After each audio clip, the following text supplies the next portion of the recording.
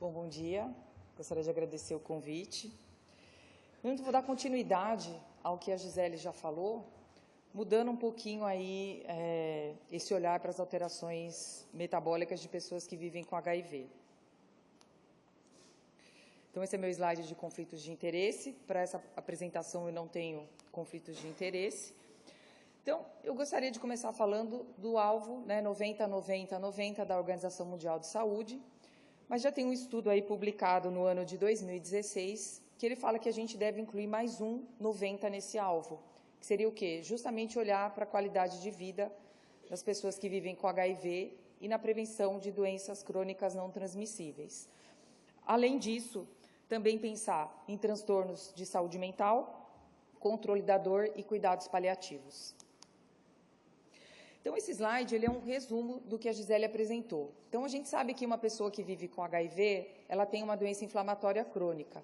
E mesmo com a carga viral indetectável, ela mantém esse status de ativação imune persistente. Isso vai contribuir também para o desenvolvimento das doenças crônicas não transmissíveis, principalmente as que a Gisele falou, como a hipertensão, a diabetes, tá? E a dislipidemia. Então, o que acontece? A gente tem um olhar medicalizado para as doenças crônicas não transmissíveis.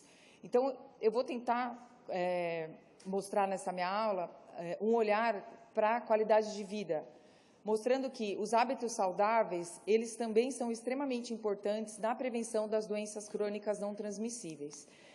Então, fica uma pergunta, né? O que estamos fazendo para melhorar o estilo de vida dos nossos pacientes se a gente já sabe de tudo isso, né? O que a literatura tem feito, o que o PCDT tem feito, o que nós estamos fazendo pelos nossos pacientes. Então, eu vou começar falando da obesidade, né? A obesidade, ela já vem com o paciente quando ele chega para a gente. A gente sabe que o Brasil tem uma prevalência altíssima de pessoas com sobrepeso e obesidade, e os nossos pacientes estão embutidos na população brasileira. Eles não são uma população à parte. Eles fazem parte da população brasileira, tá? Então, o que a gente tem? A gente tem aquele paciente que chega com caquexia, que a gente sabe que ele vai ganhar peso mesmo, por causa do retorno à saúde, e a gente tem aquele paciente que já chegou para a gente acima do peso. Então, a gente tem que fazer alguma coisa também, não só por um, mas pelo outro também. E o que a literatura mostra até o momento é que isso tem a ver o quê? Com a raça, com o status socioeconômico, com a insegurança alimentar, isso é muito pouco falado, mas ela existe, tá? Com fatores relacionados ao comportamento, por isso que eu falo que a gente tem que agir justamente lá na base, tá? E isso também tem relação com o tratamento antirretroviral, que a gente sabe que alguns medicamentos também podem contribuir para o ganho de peso. Entretanto, a literatura mostra que às vezes a gente já começa a ganhar peso durante a gestação da mãe, né? Então, a mãe que já tem uma obesidade, já tem uma diabetes, já tem, né, doenças crônicas não transmissíveis, ela acaba transmitindo isso, né, de uma forma aí, genética para o seu bebê, e isso vai facilitar que no futuro essa criança desenvolva mais essas doenças, tá? Então, essa prevenção da obesidade, das doenças crônicas não transmissíveis, ela já tem que vir dos nossos progenitores. E a gente sabe que a obesidade, ela está relacionada com o desenvolvimento de várias doenças. Então, não só hipertensão, diabetes, dislipidemia, mas também transtornos mentais, como distúrbios de memória, problemas obstétricos. Além disso, a gente tem o problema da hepatite gordurosa e um risco elevado de neoplasia. Então, a gente sabe que a obesidade está relacionada com neoplasia, principalmente de trato gastrointestinal, neoplasia de mama. E isso quer dizer o quê? Uma diminuição da qualidade de vida, né, e da expectativa de vida dessa pessoa a longo prazo. E quando a gente olha para a prevalência de obesidade, tem essa meta-análise que já começou a olhar especificamente para pessoas que vivem com HIV. E tem um estudo brasileiro que mostrou que as mulheres que vivem com HIV no Brasil já existe uma prevalência de quase 26,5% aí de obesidade e os homens cerca de 19%. Então, o que isso quer dizer? A gente olha, não é um número tão elevado, mas quando a gente olha aqui a coluna, essa coluna aqui, isso vai aumentar o gasto no orçamento do Brasil de mais de 2 milhões de dólares. São consequências da obesidade. Por quê? que vai aumentar a prevalência de doenças crônicas não transmissíveis e de óbitos. Então, globalmente, que aqui é a última linha, o que a gente olha? 15% das mulheres que vivem com HIV, de acordo com essa meta-análise, já estão acima do peso e 11% dos homens, tá? Então, isso vai gerar um impacto aí não só na qualidade de vida, mas também no orçamento de muitos países que muitas vezes não têm aí um orçamento ideal. Então, aqui para exemplificar, né, os dois tipos de pacientes que chegam para a gente, aquele paciente que fez o diagnóstico tardiamente, que tem a doença avançada, que está com caquexia. Então, esse paciente, a gente sabe que ele vai ganhar peso muito rapidamente. Por quê? Porque o antirretroviral ele vai controlar a multiplicação do vírus, vai controlar um pouco a inflamação e esse paciente vai ter o ganho de peso por retorno à saúde. E, por outro lado, a gente tem ou o paciente que já chegou fora do peso, né, ou aquele paciente que ganhou peso por retorno à saúde e continuou progredindo por outros motivos, não mais pelo fato de ter retornado à saúde, mas pelo fato de status socioeconômico, inatividade física, excesso de caloria e fatores psicossociais estressantes. Então, tudo isso vai estar relacionado com o ganho de peso nos nossos pacientes. E o que a gente tem visto atualmente é que existe uma intersecção das epidemias de HIV e de obesidade. Então, hoje elas têm essa intersecção, né, nos países emergentes, e cerca de quase 3 milhões de adultos morrem anualmente devido ao sobrepeso e à obesidade. E isso causa mais óbitos do que a mortalidade do HIV e da tuberculose juntas. Então, a gente tem que olhar também para a obesidade, né? Então, ao enfrentar essa epidemia de obesidade, a gente tem que tirar as lições que a gente aprendeu com a epidemia do HIV. Tá? Então, os impactos devastadores do estigma e da geopolítica da desigualdade, eles devem ser apreciados e abordados. Então, por exemplo, aqui é uma opinião pessoal, a gente mora no país do agro, o Brasil exporta grande parte dos alimentos in natura, o que acaba encarecendo muito o orçamento dos brasileiros, porque sobra pouco, a procura é grande e os alimentos encarecem. Então, acho que a gente deveria levar isso como uma política pública para melhorar a qualidade de vida dos brasileiros, né? O brasileiro quer ganhar em dólar, então vende tudo e o que sobra aqui acaba ficando muito caro, tá? Além disso, a gente tem que reconhecer que o sucesso do tratamento antirretroviral, ele economizou milhares de vidas, tá? Então, isso é extremamente importante. Cada dia mais o avanço no tratamento antirretroviral, ele é de suma importância, né? Eu que já sou das antigas, infelizmente vivi a época da lipodistrofia, da lipoatrofia, graças a Deus uma época que ficou para trás, que não existe mais, né? Mas algumas pessoas ainda convivem com esses efeitos adversos, tá? Mas atualmente a gente não tem mais esse problema com os medicamentos mais novos, tá?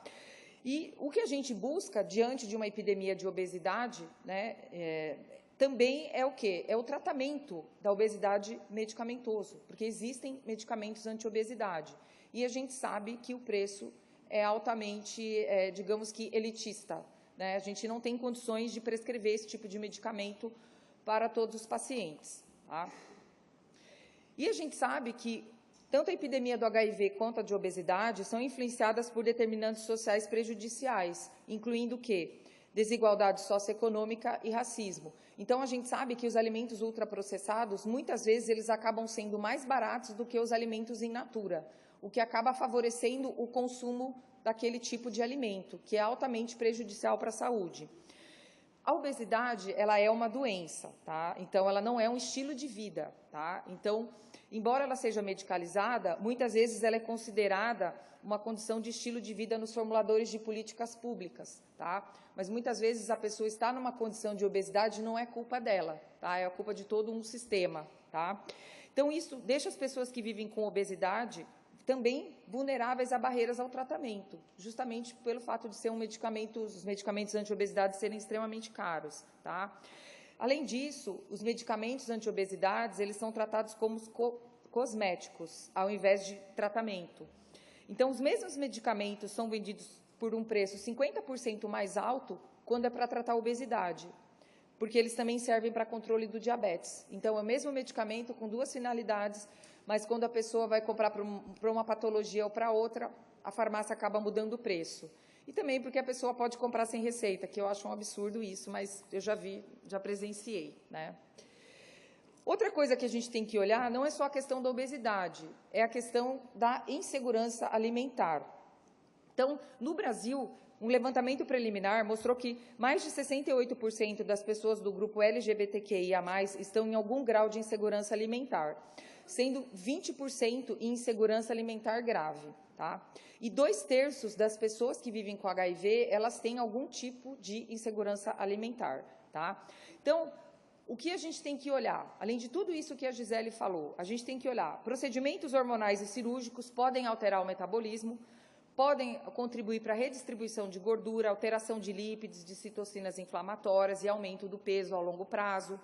Cuidados de nutrição são extremamente importantes no acompanhamento dessas pessoas que estão em processo de hormonização, para atenuação de efeitos metabólicos e prevenção de doenças crônicas não transmissíveis. Então, na minha opinião, eu acho que primeira consulta do paciente com infectologista, ele já tem que sair com consulta de nutricionista agendada. Isso tem que fazer parte do dia a dia dos nossos pacientes, tá? Por quê?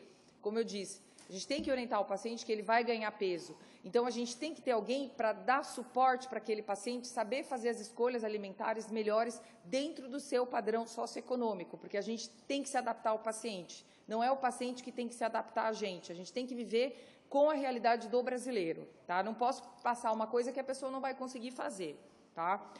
Então, o que mostra nesse manual é que a entrevista motivacional é uma possibilidade que os nutricionistas podem fazer numa consulta, justamente para ajudar os pacientes a melhorarem aí seus hábitos alimentares.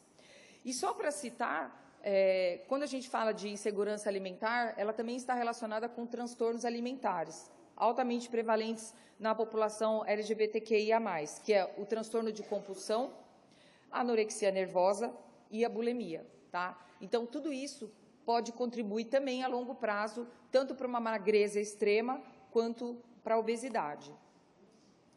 Então, estima-se que a proporção de pessoas que vivam com HIV com pelo menos uma comorbidade metabólica, incluindo hipertensão, dislipidemia e diabetes, ela vai aumentar de 29% para 85% até 2030. Então, gente, 2030 já está logo aí, tá? Então, a gente tem que agir. E aí, vou mostrar uns dados brasileiros que foram apresentados no Congresso Mundial de Obesidade agora em junho, que aconteceu aqui em São Paulo. É um estudo feito pelo pessoal da Fiocruz e da Unifesp, que ele mostra que se a tendência atual de ganho de peso dos brasileiros for mantida, tá, a obesidade aumentará de 57% em 2023 para 75% em 2044. Então, realmente, quem estiver dentro do peso em 2044 vai estar na cereja do bolo. Então, isso é uma previsão péssima. Por quê? Porque esse aumento de peso vai ocasionar 10,9 milhões novos de casos de doenças crônicas não transmissíveis e mais de 1 milhão de mortes. Então, a hora de agir é realmente agora, tá? Então, a gente já tem também um manual que foi publicado no começo do ano, o Dr. Ricardo Dias é um dos autores, que ele fala justamente sobre saúde cardiometabólica, tá? Nos pacientes que vivem com HIV. Então, serviços que tratam pessoas que vivem com HIV, eles têm que garantir uma boa saúde e bem-estar para os pacientes a longo prazo. Dar encaminhamento e orientações apropriadas para cuidados de alterações de peso clinicamente relevantes, como a obesidade e a caquexia, que são os extremos. Discutir o peso e o estilo de vida de uma forma empática e não estigmatizante. Avaliar as percepções que os pacientes têm em relação à mudança de peso, isso é importante. E também aconselhamento em relação à alimentação saudável, atividade física, gestão do estresse, melhora da qualidade de vida, incluindo o sono. Então, de acordo com a Organização Mundial de Saúde, 80% das doenças cardíacas, AVC e diabetes tipo 2 e 40% das neoplasias, elas poderiam ser evitadas com melhoria de alimentação e de estilo de vida. Tá? Por isso que eu falo que a hora de agir é agora. E quando a gente olha para o manejo da obesidade, a primeira coisa que a gente tem que fazer é mudar o estilo de vida. Então, não adianta você medicalizar o paciente se ele continuar se alimentando de uma forma errada, se ele continuar sedentário, se ele não entender o motivo que ele precisa perder peso. Não é por estética, é por saúde. Tá? Então, isso requer o quê? Intervenções de saúde pública. Então, a gente precisa de políticas alimentares a nível local, nacional e internacional, e a gente sofre muita pressão da indústria alimentícia. Então, até agora, o que o Brasil fez, eu acho que vocês já perceberam na ida ao supermercado, que é a lei da rotulagem. né, que você vai comprar, por exemplo, um chocolate, e lá tem uma lupa, escrito assim, alto em açúcar adicionado, alto em gordura saturada. Então, aquilo é uma maneira, na minha opinião, ainda sutil, mas que já está chamando a atenção de muitas pessoas. Se você vai comprar um pacote de salgadinho, você vai ler lá o que está escrito, né? Além disso, a gente precisa das medidas farmacológicas, que ainda estão aí num patamar de preço inacessível para muitas pessoas, e a gente precisa ter cirurgia bariátrica, tá? E a gente precisa também, não, às vezes não é só medicamento. E só para exemplificar as políticas públicas, vou dar um exemplo. O Reino Unido, ele fez uma medida drástica para diminuir a obesidade infantil. Ele colocou impostos sobre os refrigerantes. Então, ele aumentou aí cerca de 25% o valor de um refrigerante e ele conseguiu diminuir 8% a obesidade aí em meninas entre 10 e 11 anos, tá? Num período de tempo de 2 a 3 anos. Tá? Então, isso é uma medida viável. Se taxou o tabaco, então vamos taxar os ultraprocessados. Tá? Então, existe a medicina do estilo de vida, ela já é uma especialidade médica em alguns países, como Estados Unidos e alguns países da África, da Ásia. E ela fala justamente o quê? De 6 pilares que vão contribuir para a melhora da qualidade de vida e do estilo de vida daquela pessoa, visando o quê? Prevenção de doenças crônicas não transmissíveis. Então, a gente tem que parar de olhar o médico apenas como um prescritor de medicamento. Eu acho que o médico ele tem que prescrever saúde para o seu paciente. As pessoas têm que parar de procurar o médico só quando elas ficam doentes, mas elas têm que procurar também o médico para fazer prevenção. Então, a medicina do estilo de vida, ela trabalha isso. Você vai orientar o paciente sobre alimentação.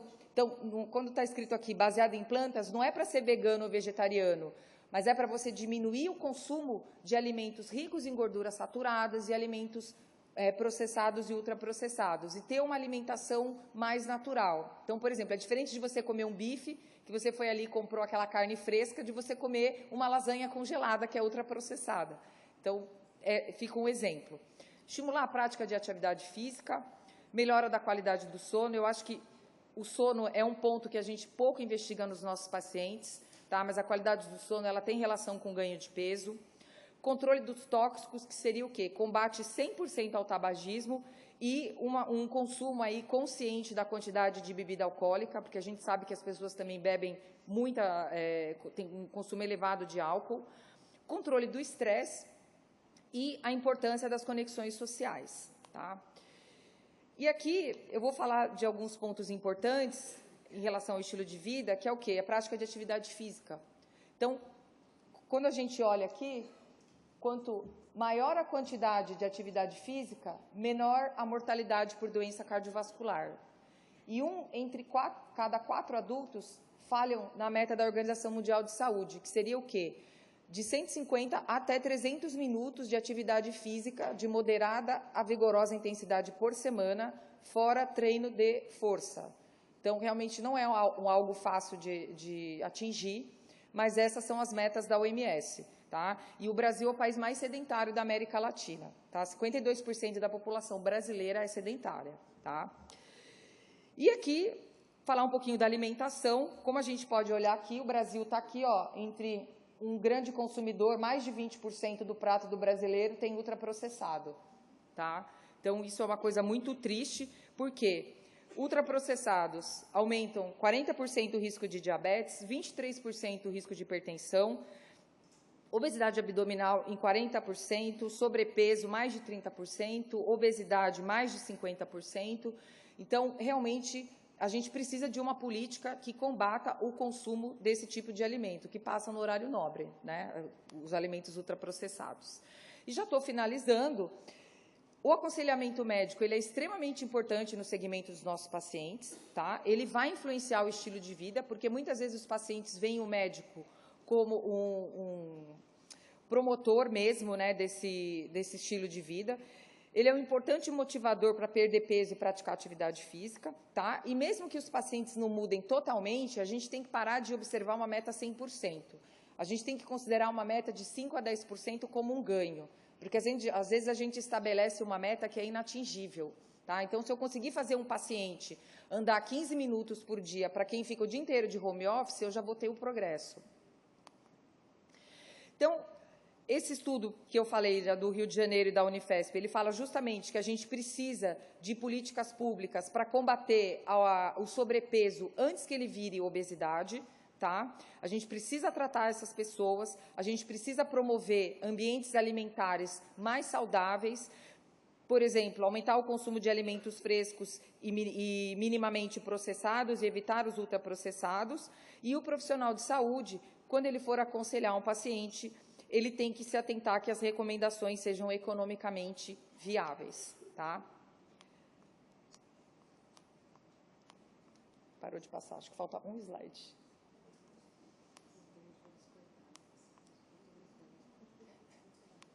Eu não consigo passar. Falta um slide, acho que um ou dois.